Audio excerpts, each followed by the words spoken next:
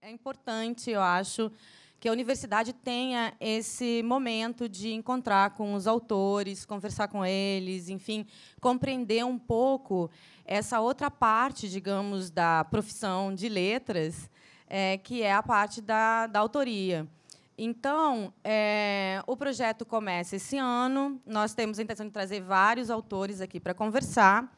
E o diferencial do projeto, me parece, é que, desde que a gente começou a pensar, eu logo chamei o Nabil, que é professor de teoria e que pensa muito a crítica. Inclusive, as aulas dele são uma espécie de fazer com que vocês, alunos, se transformem em críticos. Quer dizer, todo aluno que se dedica ao estudo da literatura é um crítico.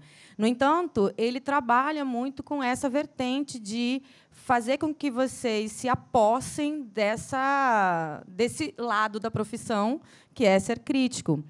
Então, a ideia é que um encontro seja com o autor, hoje com a Paloma, e o próximo encontro, um crítico, que vem aqui e fala, não de si mesmo, mas do autor que nós já conhecemos, que já veio aqui e já mostrou seus livros para a gente. Então, nós temos uma espécie de conversa, reconhecimento, aula de como ser escritor, ou como é esse escritor, como esse escritor pensa, escreve, né? E, depois, uma espécie de aula de crítica, como que o crítico se apropria e fala sobre os livros e o fazer literário desse autor que a gente conheceu. Me parece que, fazendo essas duas coisas, nós fazemos uma coisa diferente aqui, que não é só o oba-oba do evento. Ai, conheci a Paloma Vidal, você é amiga dela, alguma coisa assim. E que não fica muito depois, não vou nem ler os livros, porque só conhecer o autor já basta, sabe? A nossa ideia é outra, é que a gente conheça, ouça a Paloma e vá ler os livros e depois lê a crítica. E se insira, de alguma maneira, nesse saber, nesse conhecimento, nesse prazer de ler.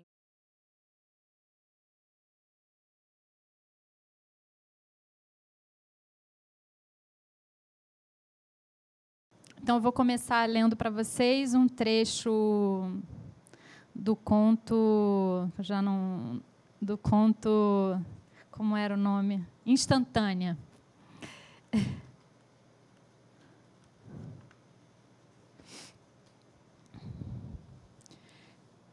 Hoy represento el pasado. Si las cosas que uno quiere se pudieran alcanzar, es un pedazo del alma que se arranca sin piedad. Se alguém que acreditamos conhecer com a palma da mão toma uma atitude totalmente inesperada, como uma planta esquecida que de repente floresce, o que dizer? Ela ficou muda do outro lado da parede. Do quarto da sua mãe chegava uma voz muito diferente da que ela conhecia. Então percebeu que o intrigante era o sentimento melancólico revelado pela voz. Saiu do quarto e dirigiu-se devagar pelo corredor rumo àquele som. Ia pensando, desconcertada, que era a primeira vez que ouvia sua mãe cantar e que ela jamais lhe contara que sabia falar espanhol. Parou diante da porta entreaberta. Não sabia se continuar. Qualquer movimento podia interromper a voz e isso era o que ela menos queria. Se a ouvisse por horas a fio, talvez descobrisse o que tanto a espantava. Era a voz que parecia tão suave e musical, tão perfeitamente moldada para aquela canção? Eu comecei por esse trecho, na verdade, porque tem essa interferência do espanhol, né? Que é uma canção cubana, na verdade, não sei se vocês reconheceram, que foi, entre outras, gravado por aquele grupo Buena Vista, né?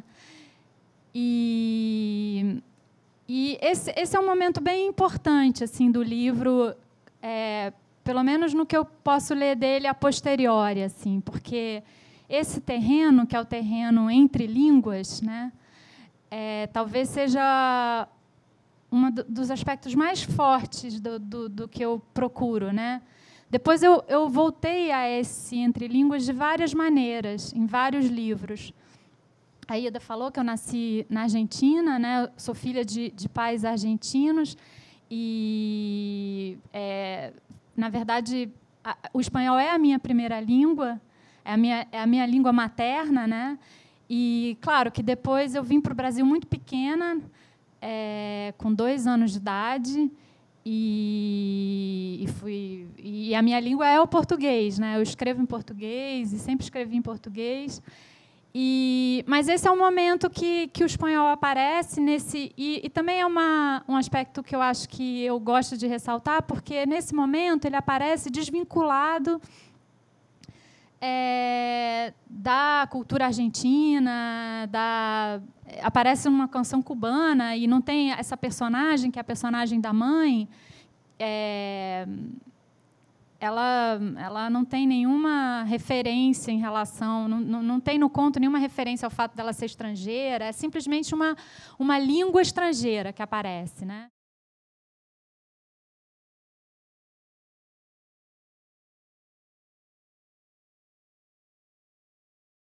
O autor fala de uma persona, que é essa persona, o autor e sua obra. A nós, críticos, cabe olhar a sua obra, ainda que cada vez mais na contemporaneidade, junto com a obra, venha o autor, mostrando, empurrando de alguma maneira, mas isso tem a ver com as próprias características da contemporaneidade, do aspecto performático que a obra de arte tem hoje e desse aspecto de presenteísmo, não é? Vocês que fruem obra de arte, vocês que gostam de ver o que acontece no mundo artístico, seja nas artes visuais, seja nas artes cênicas, ou mesmo nas artes da palavra, vocês devem estar vendo que cada vez mais há esse aspecto performático na literatura.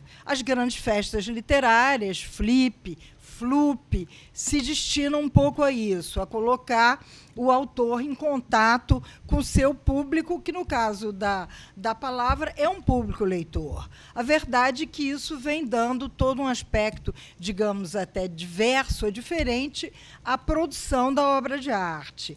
É um fenômeno muito interessante hoje, o da poesia. Talvez seja sobre a produção e divulgação da poesia que esse fator do performer, do autor performer, apareça mais.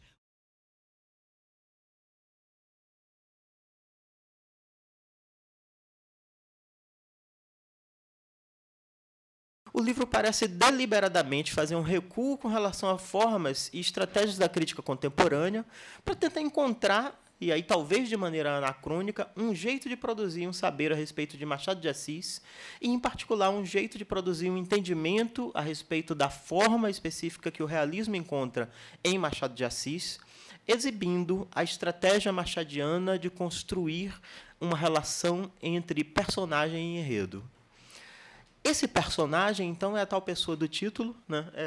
E a coisa para o passo seria dizer que o investimento maciço da prosa de ficção de Machado de Assis está na passagem da condição de personagem para uma condição mais próxima da condição da pessoa. O esforço é voltado para a criação de uma estrutura que mimetiza com mais intimidade a condição não do personagem, mas a condição da pessoa, que produz aquilo que no vocabulário do Forster seria o personagem profundo, ou personagem round, por oposição ao personagem flat ou chapado. E isso aconteceria principalmente através de uma atenção não só ao processo de formação ou constituição do sujeito / personagem, mas também aos processos de deformação ou desvio, aquilo que cria tonalidades no comportamento e na reflexão própria do personagem, que são marcadas por ambiguidade, ambivalência, paradoxo, enfim, toda essa coisa que caracteriza de maneira tão clara o nosso próprio funcionamento, mas que de maneira tão rara a gente encontra realizado sob forma ficcional.